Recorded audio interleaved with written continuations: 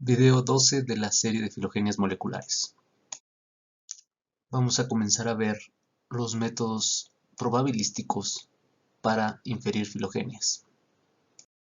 En nuestro esquema base estamos en el paso 4, métodos basados en caracteres, y los dos que vamos a ver en esta serie de videos, en los siguientes videos, va a ser los bayesianos y la máxima verosimilitud. Recuerden que los métodos basados en caracteres tienen un criterio de optimización. Para la máxima verosimilitud y bayesianos, el criterio es la probabilidad, el árbol más probable, no el árbol más simple como en parsimonia. Para calcular que haya ocurrido una filogenia, la probabilidad de que tengamos la filogenia correcta, se requiere un modelo evolutivo, un modelo que nos va a decir la probabilidad de cambio entre las bases. El modelo evolutivo lo vamos a ver en otros videos. En este video vamos a ver principios de probabilidad y explicar las bases de verosimilitud. Antes de ver los principios de verosimilitud, vamos a ver los principios básicos de probabilidad. Primero, la probabilidad de dos eventos excluyentes, es decir, que no pueden ocurrir al mismo tiempo, es la suma de ambas probabilidades. Por ejemplo, que caiga águila o que caiga sol en un volado es 0.5 más 0.5. Si tenemos todos los eventos posibles, esa suma va a dar 1. Abajo está un ejemplo de los dados, que caiga un cierto número al tirar un dado, es un sexto para cada número y la suma da 1. Si queremos calcular la probabilidad de un evento simple, esto se calcula con 1 entre el número de posibles resultados. Para lanzar una moneda y que salga sol, es 1 entre los dos resultados posibles, solo águila. En las bases de ADN, que haya adenina en una posición en particular, es 1 entre los posibles resultados, que son las 4 bases. Esto si estamos dando la misma probabilidad a todas las bases. La probabilidad de un evento combinado, es decir, que ocurran los dos eventos al mismo tiempo, es la probabilidad de un evento por la probabilidad del otro. Si yo tiro dos dados, la probabilidad de que me salga 6 y además me salga 2 es un sexto por un sexto, 1 entre 36. Puede haber más de dos eventos combinados al mismo tiempo y simplemente es la multiplicación de cada una de las probabilidades de los eventos para sacar la probabilidad de que ocurran las tres cosas al mismo tiempo. Ya que sabemos los principios básicos de probabilidad, vamos a hablar sobre lo que es la verosimilitud y cómo se relaciona la verosimilitud con la probabilidad de las hipótesis. Vamos a hacer un ejercicio mental. Supongan que los secuestran, se despiertan en algún lugar, están solos, están en un cuarto y no tienen idea de en dónde están. La pregunta es, ¿en dónde estoy? La respuesta a esa pregunta para este ejercicio lo vamos a tratar como los países. La respuesta podría ser cualquiera de los países que existen en la Tierra. Aunque los hayan secuestrado en México, podrían estar en cualquier lugar. Entonces, todos los países sería una posibilidad. Cada uno de los países es una hipótesis, es decir, una respuesta a la pregunta ¿en dónde estoy? En este ejemplo, las hipótesis son los países. Y la hipótesis 1 podría ser estoy en Rusia, la 2 estoy en México. Hay tantas hipótesis como países. En las filogenias o en la sistemática, las hipótesis son todas las filogenias posibles. Y hay muchísimas. Ya vimos que puede haber miles de millones o incluso números que ni siquiera tienen nombre. Entonces, cada una de esas sería nuestras hipótesis, cada una de las posibles filogenias.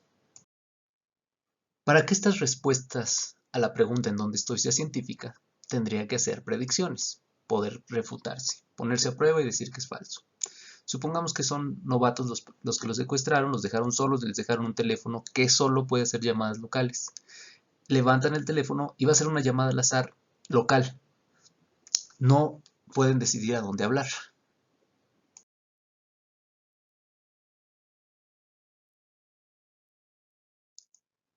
Con ese teléfono van a obtener datos.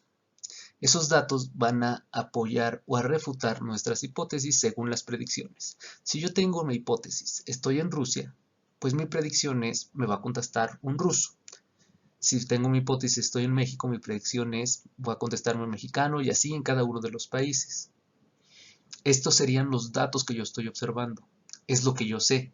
Yo puedo sentir con la experiencia que me está contestando un ruso. Eso no lo estoy suponiendo. Mi primer prueba de hipótesis me contesta esta persona.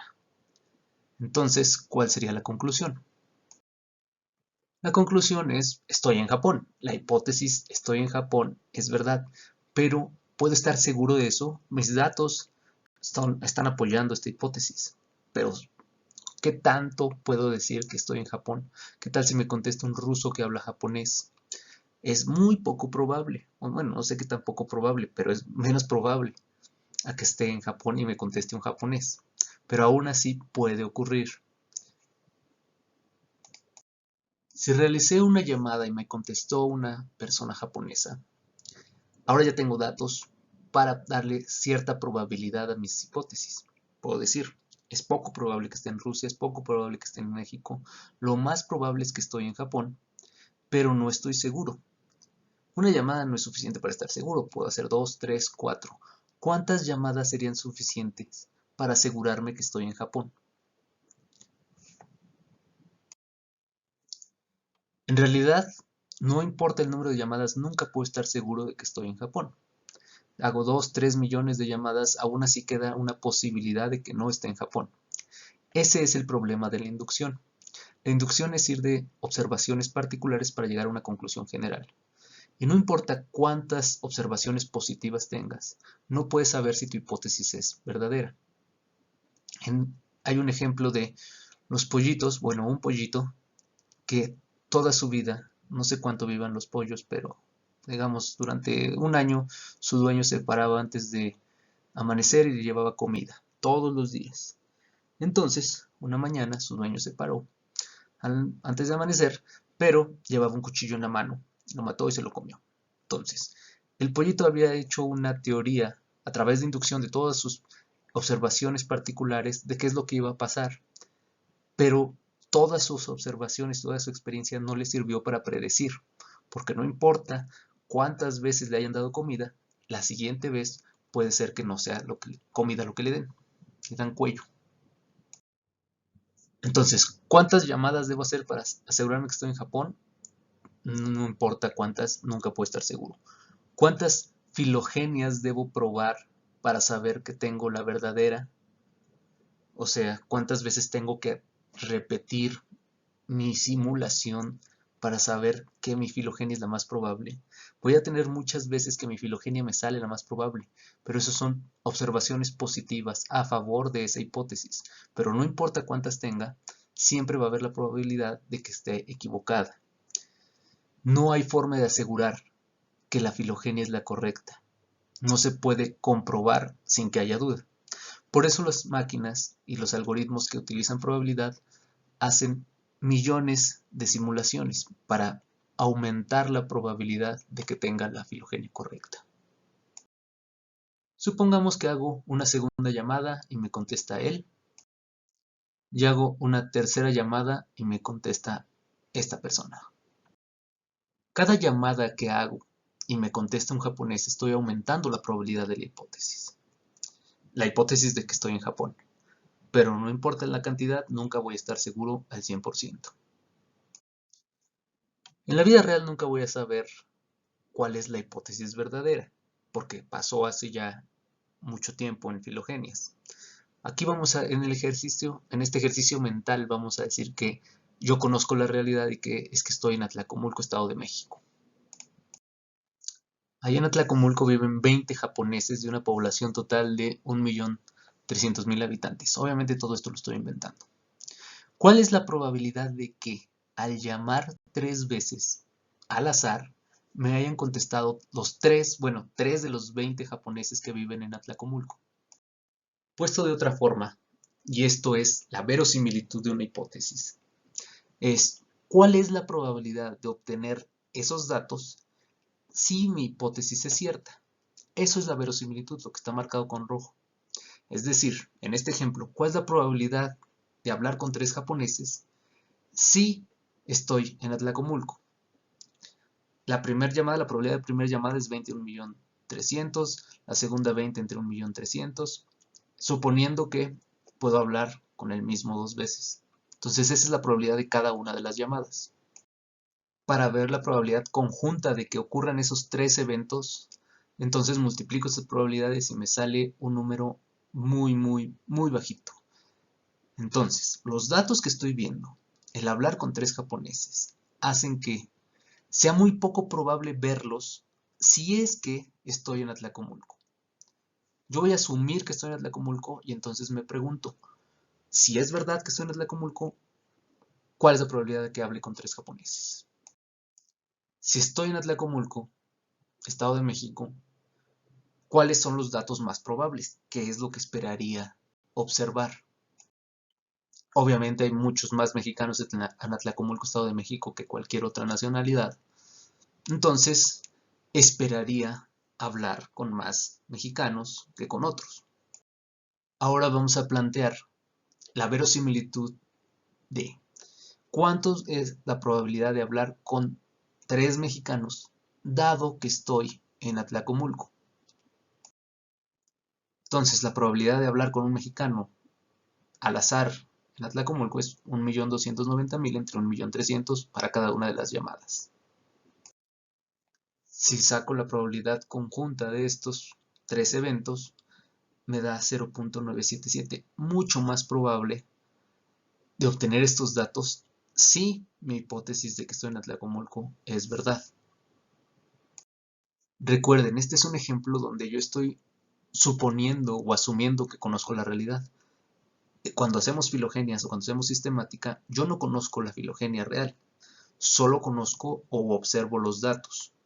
Lo único que yo sé es mis datos, las secuencias que estoy viendo. En este ejemplo, lo único que yo sé es que hablé con tres japoneses. El equivalente a las llamadas, en el ejemplo, serían mis bases, mis secuencias de ADN. Estos son los datos que yo estoy obteniendo para darle probabilidad a una filogenia o a otra. Ya una vez que tengo los datos, ya una vez que tengo las secuencias o que hice las llamadas, me pregunto por cada una de las hipótesis, empezando por la primera. Si la hipótesis estoy en México es cierta, ¿cuál es la probabilidad de haber hablado con tres japoneses? Esto es muy bajo, entonces rechazo esta hipótesis. Luego paso a la siguiente hipótesis. Si la hipótesis estoy en Japón es cierta, ¿cuál es la probabilidad de haber hablado con tres japoneses? Esto es muy probable, es la más probable, acepto esa hipótesis y así voy probando todas las hipótesis. En el caso de la sistemática, voy probando cada una de las filogenias de acuerdo a los datos que tengo, a las secuencias. Claro que puedo equivocarme, porque no conozco la realidad. Estoy nada más dándole probabilidad a mis hipótesis y las hipótesis que yo estoy considerando. En este caso, en el caso de los países, podría considerar todos los países, pero para las filogenias son demasiadas para considerar todas. Entonces solo voy a sacar probabilidad de las filogenias que yo quiera considerar. Hay muchas filogenias que yo no voy a considerar y a lo mejor en alguna de esas es donde está la verdadera. En las filogenias, o en las hipótesis, la verosimilitud nunca va a ser de 0 o de 1. Va a haber hipótesis más probables y menos probables, pero ninguna hipótesis va a tener 0 de probabilidad o 1 de probabilidad. Supongamos en este ejemplo que hice 3 llamadas, me contestan 2 japoneses y un mexicano.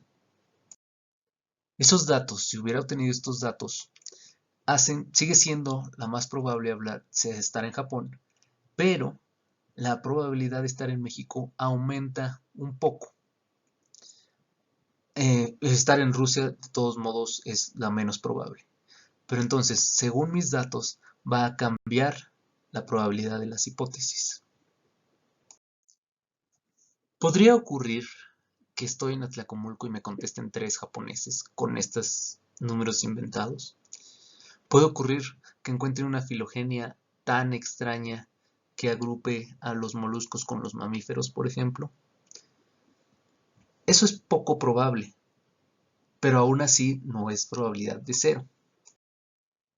Aquí hay unas probabilidades de cosas extrañas, qué cosas extrañas sucedan, que vamos a tomar como ejemplo. Hay cosas que pueden ser muy, muy poco probables, pero aún así ocurren. Aquí hay más ejemplos de eventos poco probables, aunque la probabilidad de tener un hijo superdotado no es tanta. De hecho, si tienen 250 hijos, a alguno les va a salir superdotado.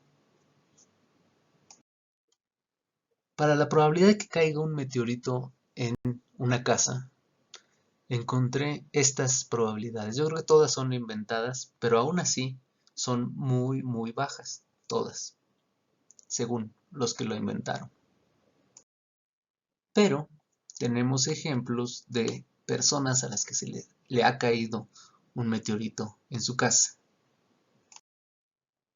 Varias veces alrededor del mundo. Otro más. Uno más, un ejemplo más. Como se darán cuenta, eso de que es poco probable que caiga un meteorito en tu casa, pues no es tanto, a menos que caigan muchísimos meteoritos en la Tierra. Puede ser. Este es el más reciente que encontré. Y tenemos este ejemplo de esta persona que parece que tiene un imán de meteoritos. Entonces, ¿no que era poco probable que cayera? Díganle eso a este Radboke Latchik. Este es el único caso registrado que le ha caído un meteorito a una persona, que por cierto sobrevivió. Eso sí sería muy poco probable. Aunque hace un año se reportó que antes de esa persona ya había muerto alguien por meteorito. Aún así, sí es menos probable que te caiga encima a que caiga en tu casa. Pero lo que vimos en estas secuencias de los meteoritos es de que las cosas improbables pueden pasar. ¿Cuáles son los puntos importantes? Lo que tienen que saber y poder contestar después de ver este video es ¿qué es la verosimilitud? El concepto de verosimilitud es la probabilidad de observar los datos dado que mi hipótesis es verdadera. ¿Para qué sirve la verosimilitud? En sistemática la estamos usando para calcular la probabilidad de las filogenias. ¿Qué problemas tiene la verosimilitud para comparar entre hipótesis? Esas no las voy a responder, se las dejo para que la piensen ustedes. Y lo importante, las cosas improbables suceden. La filogenia más probable no puede ser que no sea correcta y no tenemos forma de saber si es correcto o no, porque no conocemos la realidad, solo sabemos cuál es la hipótesis más probable y listo.